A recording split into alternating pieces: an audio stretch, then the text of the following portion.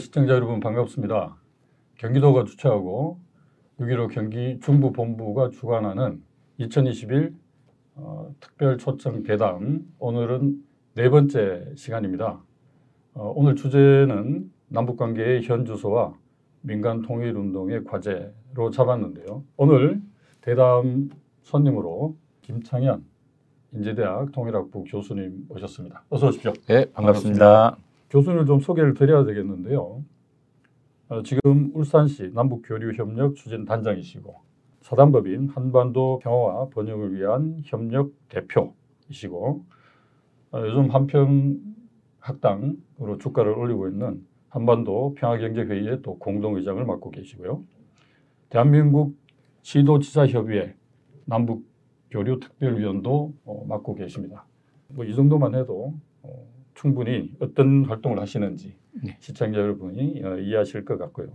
뭐 한마디로 하면 관변 인사 되겠습니다. 물론 이전에 민노동당 사무총장도 하셨고 울산 동구청장도 역임을 하셨고요. 택시기사도 하셨어요. 예. 왜 그러셨어요? 땀 흘려 노동을 하고 싶었습니다. 민심 탐방? 아닙니다. 내 노동하려고 했던 것이죠. 오늘 그 네 번째 대담은 사실 14주년을 기념해서 진행을 하게 됩니다. 14선언이 벌써 14년이 흘렀어요. 굉장히 세월이 빠르다고밖에 할 수가 없는데 우리가 이제 시간이 빨리 흘렀다고 느끼는 이유 중에 하나가 그동안의 남북관계가 이 진척이 더디고 제자리에서 왔다 갔다 하는 이런 과정을 반복했기 때문에 그렇게 느끼는 게 아닌가 하는 그런 생각이 들었습니다. 남북관계가 이렇게 그 극단적인 상황을 이제 반복하게 된 이유가 뭔지 한번 짚어볼 필요가 있을 것 같습니다. 10월 4일 이미 가을이 됐는데요.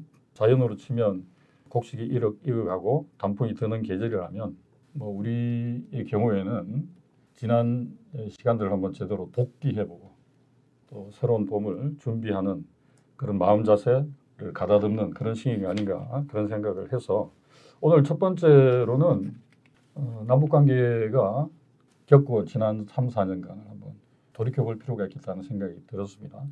우선 교수님께서는 2017년부터 오늘까지 남북관계를 좀 요약하신다면 어떻게 정리할 수 있을까요? 사실 이제 2017년도 하면 여러분들 가장 많이 떠오르시겠지만 전쟁이 날지도 모른다라고 온 세계가 함께 걱정을 했던 해였죠. 그때 그렇죠. 예, 지금도 생생한데 이제 문재인 정부가 들어섰고 그리고 이제 문재인 정부에서 이제 베를린 선언도 하고 했지만 사실 현실은 그렇게 베를린 선언이 나오는 그 내용을 그 평화 프로세스를 진행할 수 있는 분위기가 아니었단 말이죠. 2017년도 9월에 수소폭탄 실험에 북이 성공하자 트럼프 대통령의 유엔 연설 중에 토탈리 디스트로이 완전히 그냥 북을 폭파시켜 버리겠다 이런 발언을 하죠. 사실 전 세계가 보는 앞에서 미국 대통령이 한 나라한테 전쟁 선언법을 했고 전 세계는 전부 다 곧 이제 그 예전에 이라크 바그다드에 폭격하듯이 그런 모습을 이제 연상할 수밖에 없는 시기였죠. 숨죽여서 보고 있었는데 갑자기 2017년도 그 연설 나오고 나서 한 2달 만에 11월 29일 날 그러니까 화성 15호가 이제 실험 발사 성공하면서 이제 핵무력 완성을 선언하는 상황. 사실 그런 정도 되니까 이제 남은 것은 전쟁이냐 이제 평화냐의 이제 갈림길에 섰다 하는 상황으로까지 몰려간 거죠. 사실 2017년도 말에. 그러다가 갑자기 정세가 확 역전되는 일이 벌어진 것이 바로 이제 2018년 1월 1일 신년사에서 이제 평창 동계올림픽에 참가하겠다라고 하는 것을 제안하면서부터 다 기억하듯이 판문점 선언이 나오고 6월 12일 날 싱가포르 회담 나오고 9월 19일 날 평양 공동선 나오는 그런 일련의 과정이 정말 돌아보면 한편의 이제 드라마처럼 쫙 진행이 되었죠. 그런데 이게 또 2019년 들어서면서 분위기가 또 급전직하로 그랬죠. 험악한 말과 말의 전쟁이 또 시작되죠. 그리고 뭐 아시겠지만 남북 공동연락사무소 폭파를 기점으로 4.27 이전으로 완전히 돌아갔다. 아니면 그때보다 더 악화됐다. 왜냐하면 불신의 탑이 더 높아졌기 때문에 그럼 왜 이렇게 남북관계는 전쟁과 평화, 냉탕과 온탕, 그 극과 극을 왔다 갔다 하게 되는가? 그 원인은 어디에 있다고 우리가 봐야 될까요? 실제로 한반도가 갖고 있는 이제 특수성에 대해서 좀 제대로 우리가 봐야 되는데 이제 문재인 정부에 대해서 이제 우리가 쭉 좀 요즘에 많이들 평가를 하는데 저는 뭐 결정적으로 이제 실패했다라고 아주 평가를 좀 아주 짜게 내리고 있습니다. 최근에 와서 이제 갑자기 또 대화 국면이 열리지 않겠느냐 뭐 여러 가지 말이 있지만 제가 볼 때는 이미 타이밍을 놓쳤고 현실적으로는 어려울 것이다 이렇게 보는데요. 그렇게 보게 되는 과정에서 문재인 정부에 대한 평가와 함께 한반도에 대한 특수성을 좀 고려해 봐야 될 거라는 생각을 갖습니다. 한반도는 지금 두 측면으로 봐야 되지 않습니까? 한 측면은 이 전쟁이 아직도 진행형이라고 하는 그야말로 이제 특수한 상황이죠. 종전 상태이고 또 전쟁을 크게 치렀고 그것이 아직 안 끝난 상태.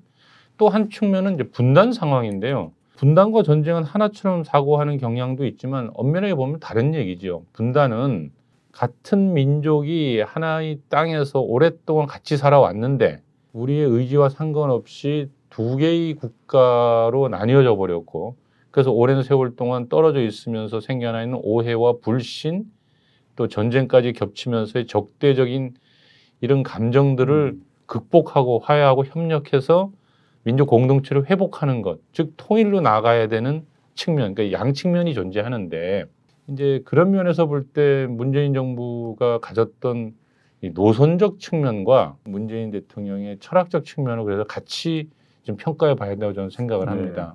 그러니까 이제 이런 것이죠. 노선적으로 보면 어떤 분들은 문재인 대통령을 가리켜서 좀 체제 대결적이었다, 내지는 안보 프레임에 갇혀 있었다, 내지는 비핵화 논리에 빠져 있었다라고 평가하는 분들이 있는데 저는 꼭 그렇게 보지는 않습니다. 왜 그런가 하면 베를린 선언을 자세히 들여다봐도 그렇고 그 이후에 판문점 선언부터 9.19 평양 공동선언에 나오는 과정을 활동 내용을 보면 꼭 그 CVID를 해야지만이 대화를 풀어나갈 수 있다라고 보지 않았고요. 그리고 북에서 얘기했던 점진적인 말 대 말 행동 대 행동으로 나아가자라고 하는데 동의를 했단 말이죠. 상응하는 조치를 미국도 취해주는 게 좋겠다라고 적극적으로 2018년도에 가을에 유럽 가서도 많이 얘기하고 교황을 만나서도 얘기하고 막 그러지 않았습니까? 그러니까 그것을 보면은 한반도 비핵화 우선론 내지는 혹은 뭐 안보 논리에 푹 빠져 있었다라고만은 평가해서는 안 될 거라 보고 도리어 노선적 오류를 범했다라고 보는 게 맞다라고. 노선적 오류다. 네, 뭐냐면 평화 프로세스를 잡는데 이런 거잖아요. 아까 얘기한 대로 이제 전쟁 상태라고 하는 것과 분단 상태라고 하는 두 축이 한반도는 굴러가고 있다라고 할 때 김대중 대통령하고 비교를 한다면 김대중 대통령은 분단 상태를 극복하는 것을 우선했죠. 그러니까 한반도에서의 화해 협력, 남북 간의 화해 협력이라고 하는 축을 먼저 굴려 나가고 이를 바탕으로 어떤 오해나 어떤 공세가 있어도 이 축을 쥐고 가야 향후에 핵 문제든 한반도의 평화 문제도 해결할 수 있다라고 하는 철학과 통찰력이 있었다라고 저는 봐요. 그런 노선을 선택한 건데 이 문재인 대통령과 그의 그 정책 입안자들은 어떻게 봤냐면 그 전쟁 상태를 먼저 극복하는 것이 한반도 문제를 풀어나가는 지름길이다라고 본 것 같아요. 근데 저는 뭐 그것도 얼토당토한 논리는 아니라고 생각해요. 이분들이 끊임없이 종전선언 얘기를 하는데 그러니까 종전선언하고 평화협정을 맺고 북미 간의 관계가 개선되고 이를 바탕으로 해야지만이 제재가 완화되거든요. 남북 간의 화해와 협력도 결국은 제재 완화가 돼야 개성공단도 열고 금강산도 여는데 제재가 있는 조건에서는 이걸 할 수가 없다. 따라서 어떻게든 간에 한반도 평화 프로세스를 먼저 진행해야 한다라고 이제 사고를 한 것이죠. 근데 그게 어떤 오류를 범하게 되냐면 트럼프라거나 저 기형적인 미국에서 앞으로도 나타나기 힘든 비주류 대통령이 등장해서 아메리카 퍼스트를 외치면서 사실 싱가포르 회담을 했을 때 우리 전부 다 깜짝 놀랐거든요. 관계 개선 하겠다고 하고. 그렇게 잘 진행될 때까지는 이 노선의 심각한 문제가 드러나지 않았다라는 것이죠. 이제 트럼프 대통령이 워낙 미국의 주류들한테 포위 대응하고 압박당하면서 사실상 그 노선을 포기하지 않습니까? 이제 하노이 노딜이라고 불려지는 게 포기해버리는데 그 순간부터 우리 정부가 할 일이 한 가지도 없어져 버린 거예요. 아까 말한 그 노선은 있지 않습니까? 미국의 선의에 기대해야 되는 노선이거든요. 미국이 결정을 해주면 잘 풀리는데 미국이 그 입장을 진행을 시켜주지 않으면 한 발짝으로 나가지 못한다는 아주 한계가 뚜렷한 노선이다. 라는 것이죠. 문 대통령이 실패를 하게 되는 가장 큰 이유가 처음부터 이제 한반도가 갖고 있는 이 두 가지 축에서 남북 화해 협력이라고 하는 통일을 지향적인 노선을 가장 앞세우지 않고 이제 한반도 종전 선언과 평화 그리고 이 북미 간의 회담이 성사되어야 된다는데 방점을 찍음으로써 미국의 입만 바라봐야 되는 상황에 몰리게 됐다라는 것이고, 또 하나는 문재인 정부에 대해서 평가를 할 때 문제의식이 커졌던 것은, 자 그러면 하노이 노딜 이후에는 그 노선으로 계속 가보면 이제 답이 안 나온다라는 게 나왔잖아요. 그러면은 그때야말로 이제 지도자가 가져야 될 덕목은 판단하고 이것을 정말 미국과 심각하게 납불 켜고 언성을 높이는 일이 벌어지더라도 남과 북이 맺어놓은 합의사항을 이행하고, 그래서 빠르게 남과 북의 오해와 불신을 딛고 화해 협력의 길로 나아감으로써 이 북미 간에 풀리지 않는 이 핵을 둘러싸고 벌어지고 있는 이 공방을 타넘고 가면서 사실 선순환시켜버리는, 그러니까 역으로 남북 간의 힘으로 북미 간에 막혀있는 고리를 뚫겠다. 이건 지도자의 철학이거든요. 네. 통찰력의 문제고. 근데 문 대통령은 안타깝게도 한미동맹에 대한 맹신이 있었거든요. 결국은 노선적으로 실패하고 지도자의 철학도 부재한, 그 결국은 대미굴종으로 끝나버린, 그러면서 남북관계는 완전히 이 판문점선언 이전으로 돌아가고 도리어 더 파탄 나버린 상황으로 가져오게 되었다. 뭐 이렇게 저는 본다는 거죠. 교수님 말씀대로 하면 일단 철학은 하루아침에 생기는 게 아니기 때문에 네. 임기가 5개월 남은 상황에서 바뀔 가능성도 극히 낮다고 보여지고, 뭐 거의 없지요. 또 미국의 선의에 기댄 노선 역시 현재 바이든 행정부가 들어서고 한미 정상회담을 했습니다만 기존의 미국의 대북 적대시 전략, 정책이 바뀐 것 같지도 않습니다. 그러면 적어도 문재인 정부 하에서는 남북 관계의 어떤 변화, 관계 개선의 징검다리가 놓일 가능성이 뭐 거의 없다고 이렇게 판단하시는 거죠. 그렇죠.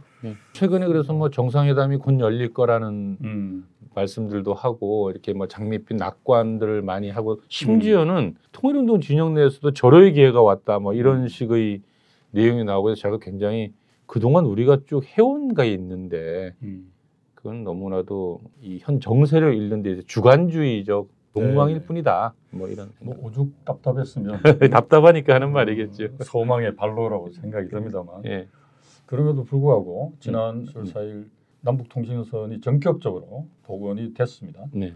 아시겠지만 언론에 나간 대로 통신선 이 복구가 이야기가 나오다가 한미연합훈련 때문에 없었던 일이 돼버렸고, 문재인 대통령이 이제 유엔 총회 기조연설에서 종전선언을 다시 한번 제안을 하죠.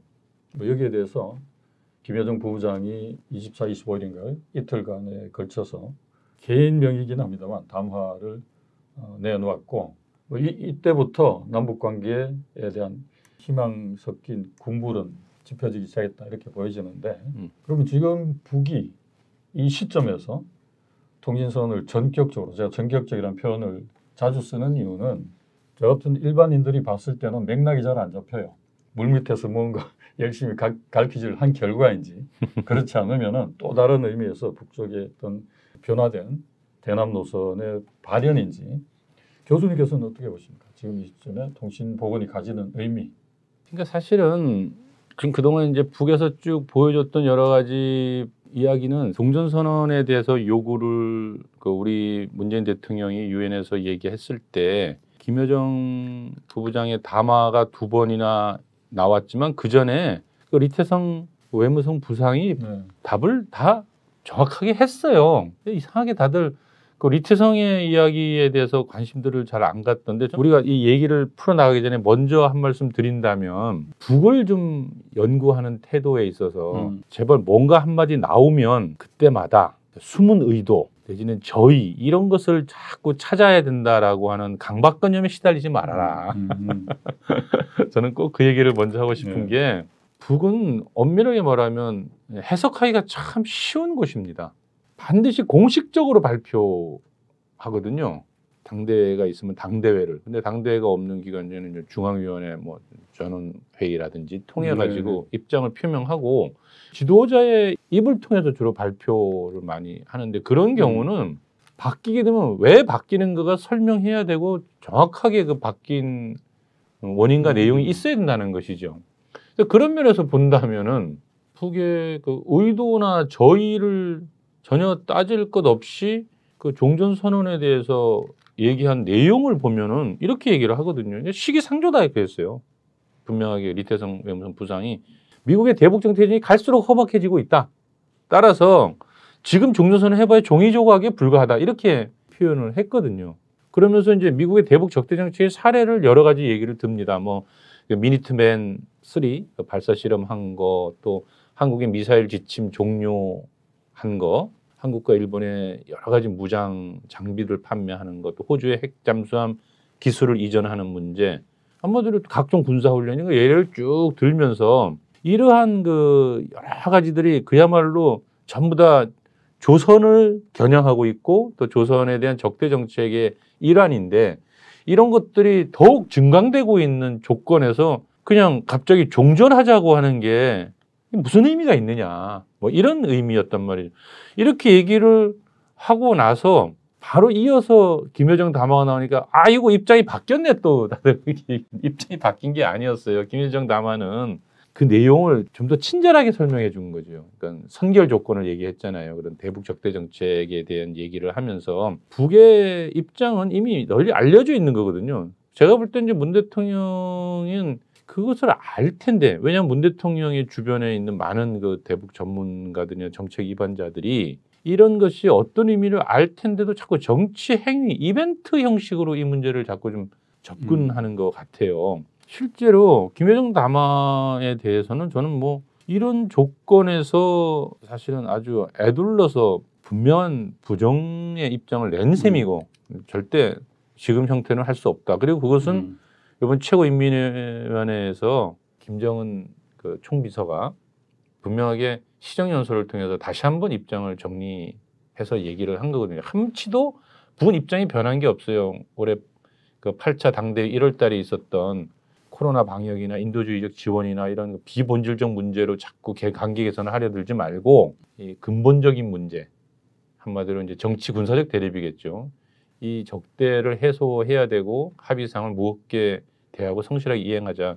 그 적대 행위에 대해서 가장 강조하는 것은 누가 뭐래도 이 군사훈련의 같은 개념이잖아요.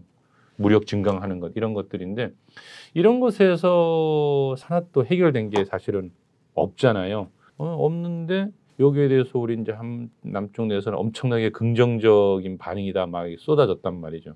그래서 저는 이거를 볼 때 그러면 왜 정상회담까지 운운하면서 이런 대목에서 그냥 무시해도 되는데 무시하지 않고 등장했을까? 그거는 저는 뭐 달리 볼 수 있는 거는 없고 우리가 지금 대선 국면인데 정세에 대한 어찌 보면은 관리적 차원이 좀 섞여 있겠구나라는 것은 전 뭐 굳이 이제 정말 스무드를 굳이 찾는다면 그런 것을 좀 봐야 되지 않을까라는 생각은 듭니다. 왜냐하면 지금 이제 대선에서 국민들 가슴속에 이제 평화와 이제 공동 번영의 불을 다시 지필 수 있다면 이제 효과가 있을 수 있다면 그것은 대통령 선거에 있어서 안정적 분위기 속에서 이제 좀 대선을 치를 수가 있게 되고 무엇보다도 이제 그럴 경우에 지금 막 미국한테 전술핵 가져오자 막 이런 주장을 하는 그런 세력들을 또 미국이 어떻게 당선시켜야 된다라는 강박관념을 좀 이제 벗어나게 좀 해주는 측면이 있는 거죠. 또 한 가지 효과가 있다면 이렇게 약간 유화적인 분위기가 형성되면 차기 정부의 전형적인 대북 정책을 내오는데 일조하게 될 것이다. 뭐 이런 차원에서 어찌 보면 이제 정세 관리 차원의 발언은 좀 섞일 수 있겠구나 이렇게는 볼 수 있으나 근본적으로 지금 대북 적대 정책과 선결 조건에 세웠던 내용들이 한 가지도 해결된 것이 없는 조건에서는 뭐 진입 척대기가 어려울 거다 이렇게 좀 보여지지요.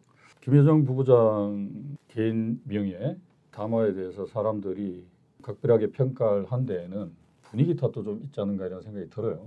우리가 이제 김여정 담화 그러면 아주 이렇게 날이 바짝 선 한겨울 북풍 한설이 몰아치다가 갑자기 봄 기운이 살짝 묻어가니까 사람들이 야 이거 뭔가 물 밑에 흐르는 뭐가 있는 거 아니냐 이런 그 생각을 할 수도 있겠다 이런 생각이 드는데 저도 이제 동의가 되는 거는 한두 번이 아니죠.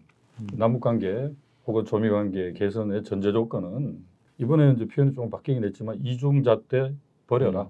그다음에 일관되게 주장하는 건 대북 적대시 정책의 철회죠. 뭐 그렇다 해서 당장 대북 제재 해제라 이런 요구도 없었고 다만 이제 한미연합훈련 이거야말로 우리 체제를 흐물어뜨리겠다는 의도를 노골적으로 보여주는 것 아니냐 이런 주장은 일관돼 왔다고 생각을 해요.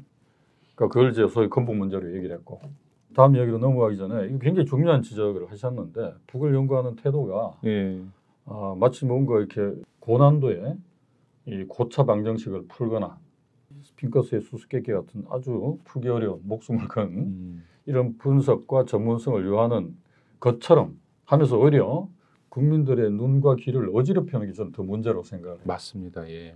그러니까 뭐 그렇게 해서라도 뭐로 가도 서울만 가면 되는데 한참 꼬아서 엉뚱한 길로 빠지고 또 그런 전망이나 분석이 제대로 맞은 적도 없거니와 남북 간의 화해와 한반도의 평화에 기여한 적도 없다는 거죠. 이게 저는 가장 큰 문제로 생각하고요. 저는 굉장히 이 문제는 이제 중요한 문제이고 어떤 그 토론에서든 강에서 제가 꼭 강조하는데요.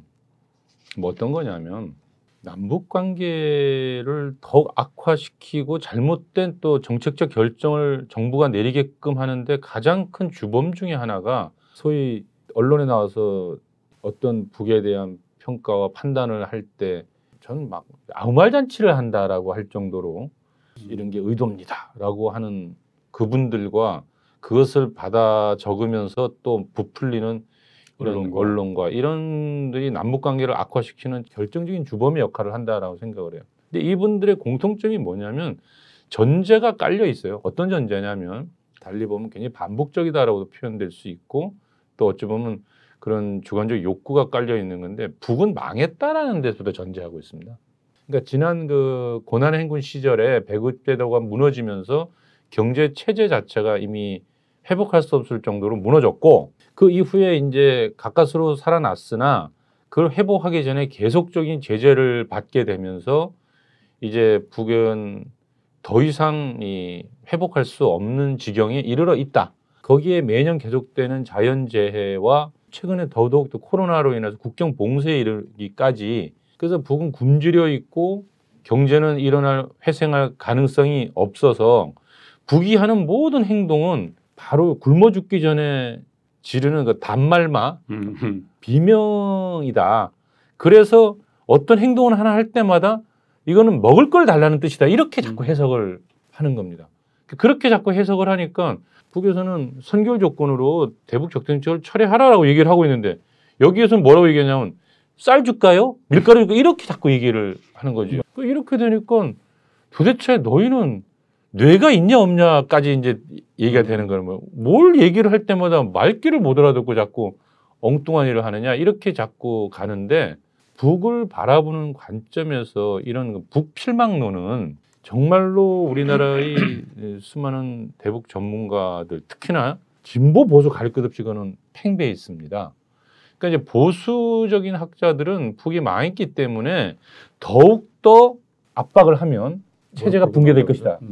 그게 소위 말하는 통일 대박론 아닙니까? 이제 그렇게 급변 사태를 준비하자 뭐 이런 식으로 입장을 정했던 거고 진보적인 학자들은 망했기 때문에 소프트 랜딩 시켜야 된다라는 관점이 있는 거예요. 그래서 개혁 개방으로 서서히 이끌어내면서 체제를 순화시키고 갑자기 무너지지 않게 해줘야 된다. 이런 사고가 보수 진영과 진보 진영 내부에 골고루 깔려 있습니다. 그래서 저는 볼 때 끊임없이 틀린다 그래서 끊임없이 잘못 진단하고 잘못된 정책이 나오는 것이다. 그래서 제일 벗어나야 되는 것이 있다면 숨은 의도 저희를 찾게 만드는 가장 기초로 깔려 있는 북필망론 이미 망했다 앞으로도 망할 것이다로부터 벗어나는 것이 이 말도 안 되는 아무 말 잔치 저는 요설이라고 많이 표현하는데요. 이 요설을 벗어나는 첫 길이다. 이런 말씀드리고 있습니다. 그러면 비단 이게 소위 말하는 이 전문가들 혹은 언론만의 문제겠는가? 그렇죠. 문 대통령 주변에 있는 외교안보 관련 참모들 알고 있을 텐데 왜 이럴까?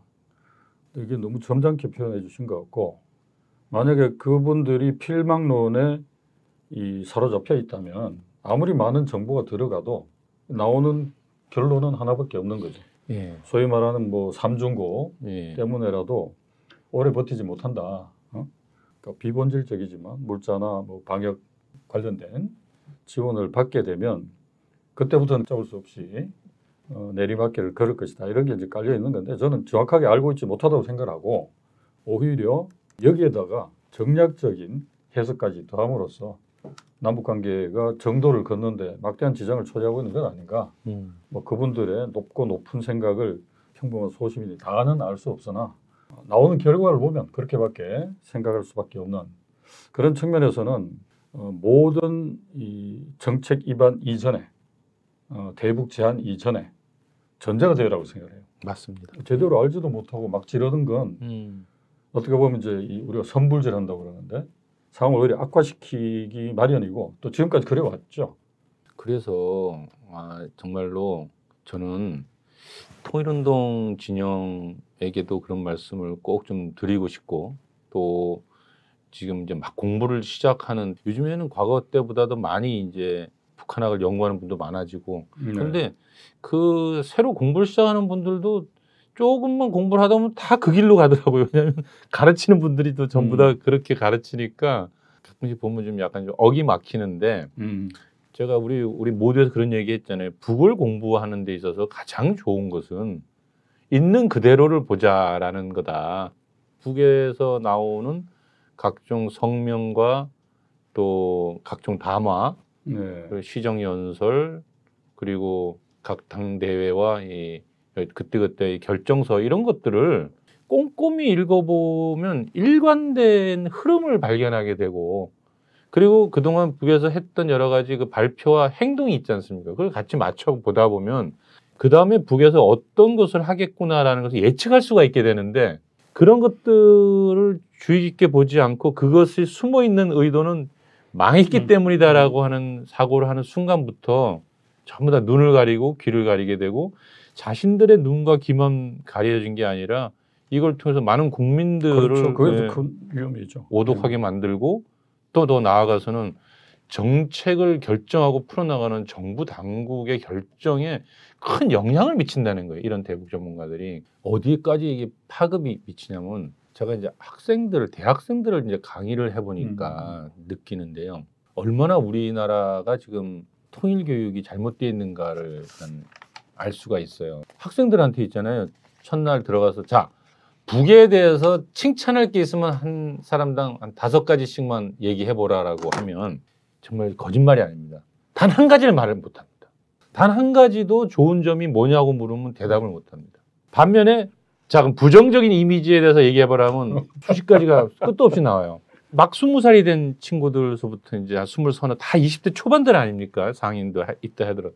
이 학생들이 북에 대해서 받아온 그동안의 중고등학교 시절 동안의 교육 내용은, 사회로부터, 학교로부터 받은 교육 내용은 북은 곧 망할 것이고 굶주리고 있고 그리고 인권 유린되고 있고 지옥이라는 교육을 받아왔어요. 그러니까 이 학생들이 도대체 아무런 관점이 없는 게 아니라 기본적으로 북에 대해서 아주 싫어하는 거죠. 누가 그렇게 끊임없이 그걸 재생산해내냔 말이죠. 그 통일교육이라는 개념이 없어요. 저 보세요. 없죠. 우리나라 교육부에 통일교육하는 부서가 없잖아요.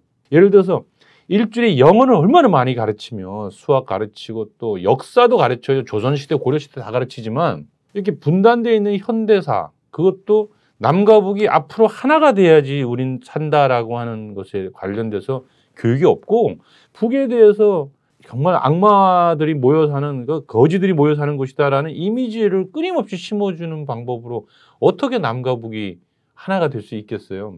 전문가들 집단들이 갖고 있는 필망론이 어떻게 한국 사회 전체에 번져가고 있는가는 우리 학생들의 아무것도 생각 없이 시작했던 학생들도 전부 다 부정적 이미지로부터 출발한다라고 하는 거기까지 영향을 미친다라는 점입니다. 그걸 이제 의도적으로 조장하고 확산시키는 예, 끊임없이 세력이 재생산하고 있는 예, 거죠. 맞습니다. 그것이 옳지 않다고 지적하고 올바른 방향으로 고쳐 나오자 하는 노력이 있으나 그것이 이제 기울어져 있다는 거죠.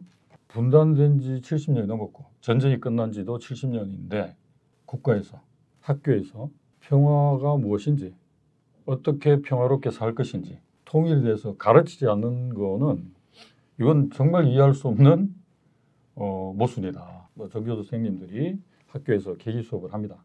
6.15 선언이 뭐고 어떻게 만들어지게 됐고 또 이후에 남북 관계가 어떻게 변화해 왔는지. 근데 이걸 갖다가 빨갱이 사냥하듯이 두드려 잡는단 말이죠. 그렇죠. 자, 이건 좀 우리가 상식적으로 봤을 때 정상이 아니다. 이걸 누가 정상이라고 할 수 있겠냐. 저도 이제 오늘 여쭙고 싶었던 것 중에 하나가 현장에서 우리 학생들을 가르칠 때 어떤 점을 느끼셨는지. 학생들을 가르치면서 희망을 또 한편으로 봐요. 왜냐하면 한 학기가 지나면 학생들이 바뀌어 있어요. 그러니까 처음에 첫날 제가 꼭 얘기하는 게 남과 북의 통일 문제, 또 북한의 이제 정치 경제적인 문제 뭐 이런 걸 이제 공부를 하지 않습니까? 첫날 반드시 두 마리의 개를 조심하자. 그러니까 남북 관계에서 두 마리의 개는 편견과 선입견이다. 두 마리의 개인데 그걸 한번 버리고 쭉 북을 한번 있는 대로 같이 보면서 남과 북이 앞으로 가야 될 길이 뭔가를 해보자라고 하면 한 학기가 지나면 굉장히 깊어져 있어요. 고심도 깊어져 있고 이렇게 함부로 평가하고 판단할 문제가 아니다. 오늘 하신 말씀 중에 가장 힘이 솟는 예. 말씀이시네요. 그래서 아까 말씀하신 것처럼 젊은 친구들은 뭐 통일에 부정적이다? 그럴 리가 있습니까? 그럼요.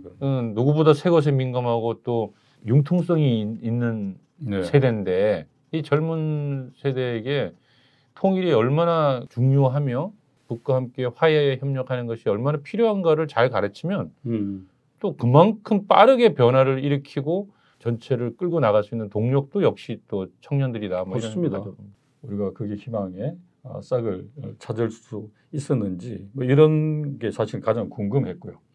그래서 그런 이야기들이 좀 더 널리 다양한 방식으로 확산돼야 되겠다. 지금 현재 현장에서 느끼는 이 청년들 혹은 청소년들 평화교육 혹은 통일교육과 관련해서 가장 문제라고 할까요? 아니면 뭐 걸림돌이라고 할까? 현장에서 느끼시는 문제점은 어떤 게 있을까요? 실제로 이런 문제를 전담하는 부서가 없다라고 하는 것을 많이 느꼈어요. 그러니까 저는 교과서가 이렇게 좀 됐으면 좋겠다. 누구한테 얘기할지는 모르겠어. 정부에 그런 데가 없어요.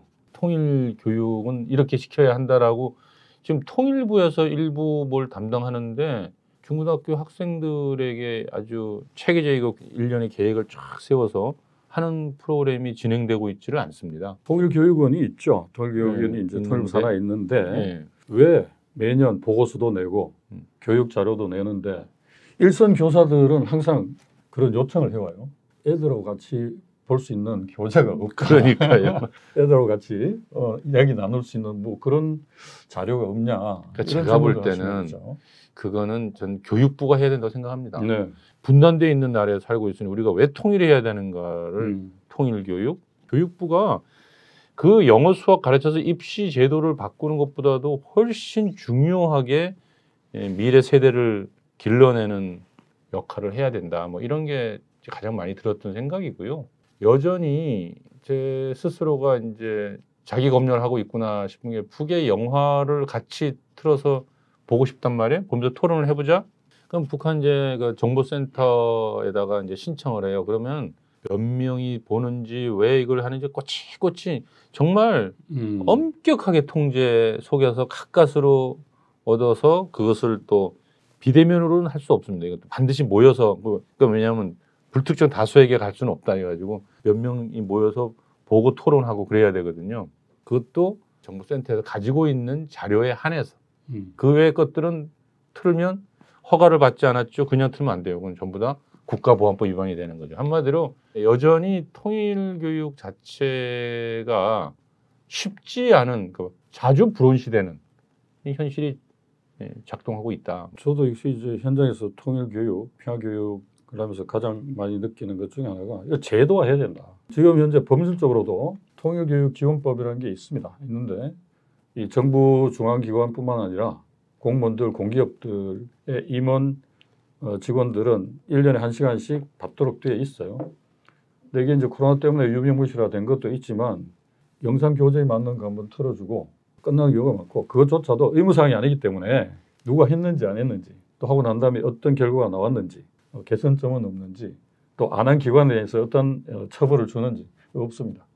제도를 위한 첫 시도는 좋았으나 이게 현실 적응력을 가질 수 있도록 적합성을 가질 수 있도록 보완하는 게 필요하고 그 주체는 통일부가 아니라 교육부가 되는 게 맞다. 특히 이제 초중고 대학생 같은 경우에는 뭐 보안법 문제는 이것만으로도 별도의 주제를 삼아야 될 정도로 어마어마하게 우리의 사고와 행동을 제약하고 있는 희대의 괴물이라고 생각하기 때문에 더 이상 길게 하지는 않겠습니다. 아무튼 개별 교수들이나 또는 단체들 차원에서 진행되고 있는 평화교육과 통일교육을 전면화하고 제도화해야 된다. 이걸 법률적으로 입법화하고 이걸 전담할 수 있는 부서, 예산 당연히 확보를 해야 되겠죠.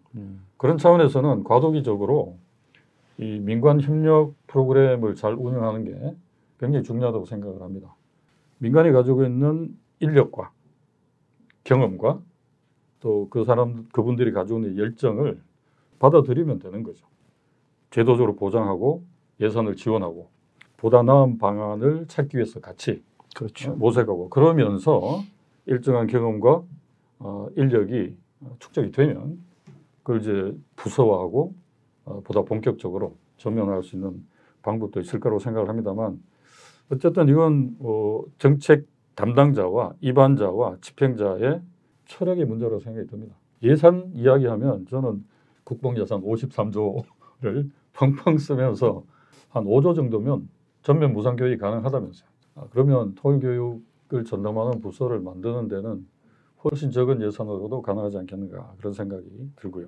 교육 현장 이야기까지 이제 들었는데 예. 조금만 시각을 우리 내부로 좀 돌려서 예.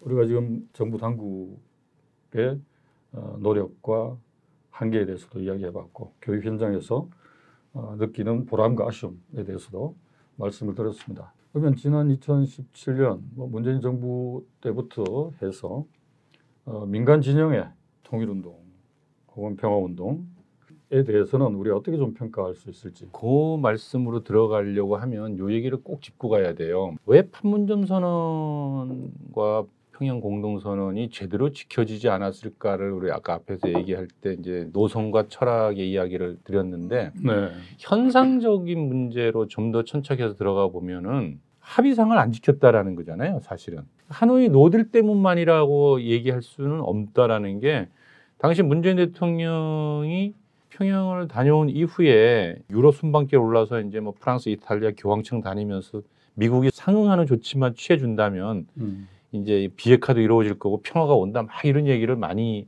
했단 말이죠. 그때 당시에 10월 10일로 내 기억하는데 트럼프의 그 유명한 발언이 나오잖아요. They do nothing without our approval이라고 하는 그러니까 자신들의 그 승인 없이 남북 간에 못 나간다라고 얘기를 하고 그래서 이 말을 듣고 나서 우리 정부가 도리어 더 부랴부랴 한미 워킹그룹을 만들거든요. 한반도 평화교섭본부장이라고 하는 그 이도훈 요번에 이제 윤석열 밑으로 갔죠. 그 평화교섭본부장과 미 국무부의 이제 소위 대북정책특별대표는 비건하고 해서 이걸 만들잖아요. 그런데 우리는 뭐 누구나 다 한미 워킹그룹이 어떤 문제를 하는지 잘 알고 있습니다. 가장 신뢰로 그 2019년도 1월에 있었던 그 타미플루 예, 인도적 지원에 합의했다가 타미플루는 제재 대상이 아닌데 트럭은 트럭이 제재. 그래가지고 내가 이 얘기할 때마다 베니스 상인이다. 베니스 상인이 그 심장 1파운드는 줄 수 있으나 그 피는 한 방울도 못 준다면 똑같은 방법인데요. 그래서 결국은 한미 워킹그룹 하면서 결국 미국으로 인해서 합의사항을 지킬 수 없도록 파탄났다. 이게 대부분 일반적으로 하는 얘기란 말입니다. 좋습니다. 그런 측면이 있습니다. 미국이 우리의 합의사항을 지켜낼 수 없게끔 막아 나섰다.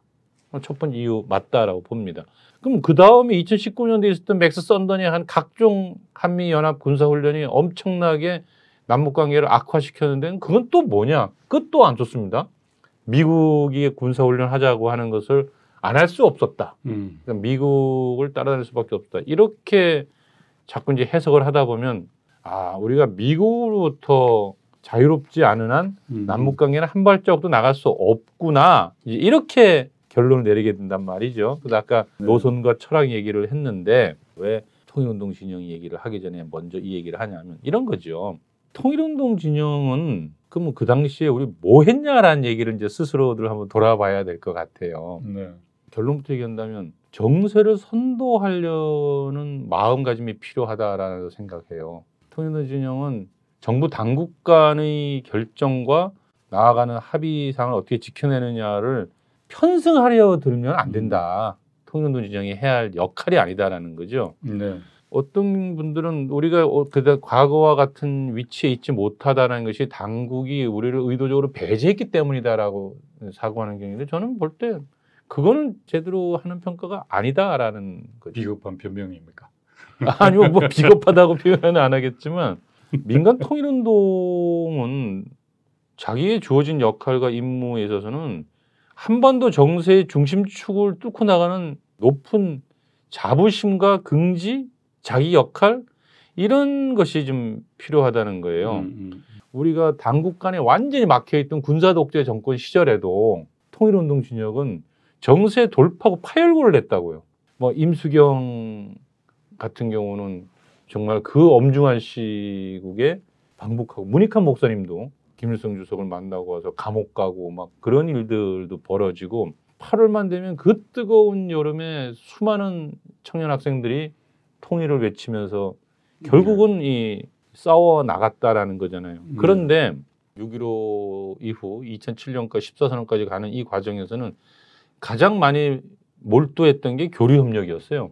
근데 저는 뭐 교류협력도 할 수 있다고 생각해요. 왜냐하면 당시에 6.15라고 하는 엄청난 격변이 일어나면서 전면적인 교류협력을 하자라는 것을 합의했고 그 물꼬를 트는 일은 참 잘한 일이라고 생각하는데요. 판문점 선언은 6.15 이후에 18년의 세월이 흘렀잖아요. 그럼 판문점 선언은 우리가 역사적으로 봤을 때 이거 두 번 다시 오겠냐 할 정도의 어마어마한 우리 민족한테 하늘이 준 기회다 전 늘 이렇게 생각 드는데 당시 통일운동 진영은 그런 정세에 있어서 그렇다면 무엇을 해야 하느냐. 그야말로 이렇게 열려가지만 사실은 미국의 적대 정치 아직 철회된 것이 아니었고 진짜 일촉즉발의 위험은 늘 도사리고 있는 상황이잖아요. 그럼 우리가 해야 할 일은 미국의 이 기회에 적대 정책을 완벽하게 철회하고 관계 개선으로 나아갈 것을 요구하는 싸움. 우리 정부가 미국 때문에 주춤주춤거리고 특히나 2019년도 1월에 김정은 총비서가 개성공단 금강산을 조건 없이 대가 없이 열자라고 하는 그러면은 왜 그것을 빨리 받아안고 밀고 나가지 않는가에 대해서 적극적으로 촉구하고 투쟁에 나서야 하고 이후에 막 군사훈련하면서 자주적이지 못한 모습, 비주체적인 모습으로 막 나타날 때 합의사항을 이행하지 않으면서 주춤거릴 때 이럴 때는 통일운동 진영이 해야 할 일은 그럴 때야말로 전체가 뭉쳐가지고 연대연합에서 싸워야 되는 시기였다라는 것이죠. 그런데 대부분 다 정세 민감성이 좀 떨어지는 측면도 있는데 여전히 지켜봤거든요. 그래도 아직 끝난 거 아니고 북도 당시에 연말까지는 지켜보겠다고 했는데 통일운동 진영은 그 당시에 주춤거릴 때가 아니라 그야말로 전면적으로 골기해야 될 때였다. 이런 차원에서 제가 사실 좀 안타깝게 생각하는 게 이제 대선을 앞두고 정세가 좀 가변적이잖아요. 좋은 시절에는 있잖아요. 상황이 좋아지면 온갖 가모니설로 세상을 현혹시켰던 사람들이 많아요. 우리는 좀 기회주의자라고 하기도 하고 뭐 패배주의자, 뭐 민족 허무주의자들, 사대주의자들까지도 다 느닷없이 다 애국자가 돼요. 네. 그런데 이제 정세가 격화되면요, 이들의 본색이 적나라하게 폭로돼 버리거든요. 그래서 지금 정세가 이런 가변적일수록 통일운동 진영은 흔들림 없이 이제 새로운 시대의 새로운 평화와 통일로 이끌어 나갈 주체 세력이 우리다라고 하는 사고를 하고 그 임무를 맡아 나서야 한다. 정세를 선도하라. 과거에도 이것보다 훨씬 어려울 때도 돌파구를 냈던 그 전통을 잊지 말아야 한다. 뭐 이런 말씀 꼭 드리고 싶더라고요. 요즘 유행하는 말로 라떼주의자가 되어보자면 방금 이야기하신 70년대, 80년대 민주화운동, 통일운동, 노동운동은 꿈을 파는 사람들이었던 것 같아요. 비록 소수였지만 또 군사독재라는 어마무시한 물리적 폭력이 짓누르고 있었지만 자기 생을 두려워하지 않고 미래에 대해서 얘기했다는 거죠.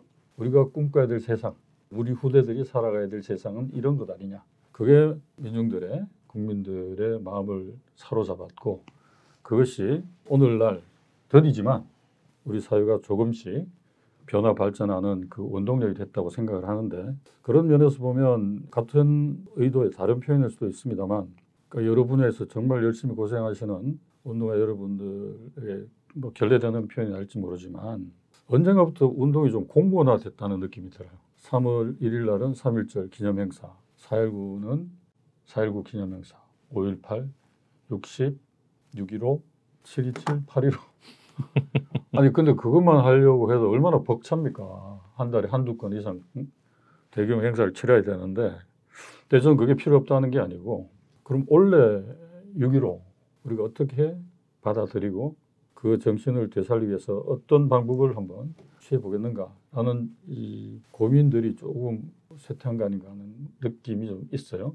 또 빠졌다 생각되는 게 좀 공부를 안 한다는 거예요. 그러니까 학습이 없는 자리에 성찰이 없는 자리에 뭐가 꽉 들어차냐면 경험주의가 들어옵니다.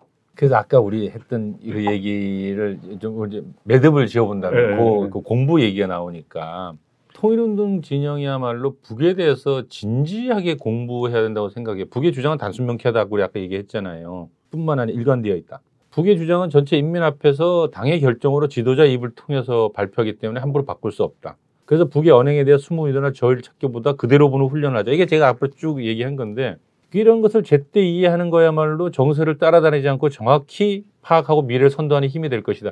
이게 첫 번째 공부해야 될 내용이고 두 번째는 더불어서 우리 정부와 미국의 발표에 대해 진지하게 자료를 찾아보는 훈련을 해야 된다. 그러니까 통일운동이 자주 놓치는 것이 미국의 국무부, 국방부 혹은 연구소 등의 발표에 나타나는 미세한 변화 혹은 한미 간 펼치는 다양한 활동과 그 내용과 그 목표 지점 이런 것들에 대해서 모든 게 다 이루어져 있지 않거든요. 그러니까 우리는 과거에 대해서는 쉽게들 뭐 평가를 하는데 현재 진행형이거나 앞으로 어떻게 돼갈 거라는 거는 사실 우리가 어떻게 하느냐에 따라 달라지는 내용이 굉장히 많죠. 또 우리 다 알다시피 미국의 패권은 끊임없이 흔들리면서 지금 아프가니스탄에 물러나는 게 미국의 오래된 계획이 아니란 말이죠. 힘이 붙이니까 물러날 수밖에 없는 건데 그렇게 흔들리고 있음을 명심해야 된다면 우리가 공부해야 된다는 측면에서 북에 대한 공부와 미국에 대한 공부 그리고 우리 정부 내부의 소위 말하는 정치 이반자들의 사고의 틀 이런 거를 들여다보는 훈련을 해야 되는데 이제 워낙 바쁘고 힘들다 보니까 공부하는 방법에 있어서 소위 말하는 이제 선배들이나 몇몇 분들의 글 내지는 그 입장이 나오거나 하면 그거를 보고 빠르게 정리하면 되고 본인이 직접 연구하고 고심을 깊이 하려는 노력이 좀 부족한 측면도 있다. 저는 그런 점 꼭 얘기하고 싶더라고요. 공부하자 진짜로. 학습이라는 게 단순하게 정세를 분석할 수 있는 정보를 얻고 그걸 해석할 수 있는 능력, 그다음에 대안을 만드는 힘을 키우는 것도 있지만 가장 중요한 건 역시 이제 성찰의 힘이 아닌가 생각이 들어요. 적어도 우리가 아까 말씀하셨듯이 미국이라는 존재에 대해서 제대로 알아야 대응할 수가 있는 것이고 북에 대해서도 제대로 알아야 화해의 남북 관계를 새로운 단계로 끌어올 수 있는 길도 찾게 되는 법인데 뭔가 좀 정해놓은 상태에서 움직인다고 생각을 하다 보니까 해설가, 평론가 그렇죠. 그런 경우가 이제 좀 머무는 것 아닌가. 예. 그런 면에서는 일관된 말씀이 같아요. 정세 선도력을 가져야 된다는 말씀이나 그다음에 지금처럼 정세가 이렇게 급변하는 시기일수록 흔들리지 않는 자기 철학과 줏대 예. 그리고 분명한 기준을 가져야 된다. 이건 역시 다 성찰과 토론, 학습에서 나오는 게 아닌가. 오늘 김창희 교수님 모시고 진행한 대담은 어떻게 보면 하나의 시도라고 좀 생각해 주셨으면 좋겠어요.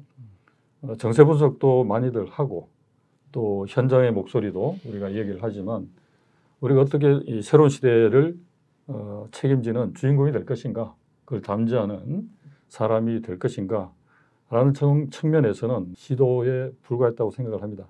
다만 이런 그 노력들이 각 분야에서 다양한 방식으로 진행됨으로써 그런 이 시냇물들이 큰 하나의 대화가 만들어지는 계기가 되었으면 좋겠다는 생각이 들었습니다.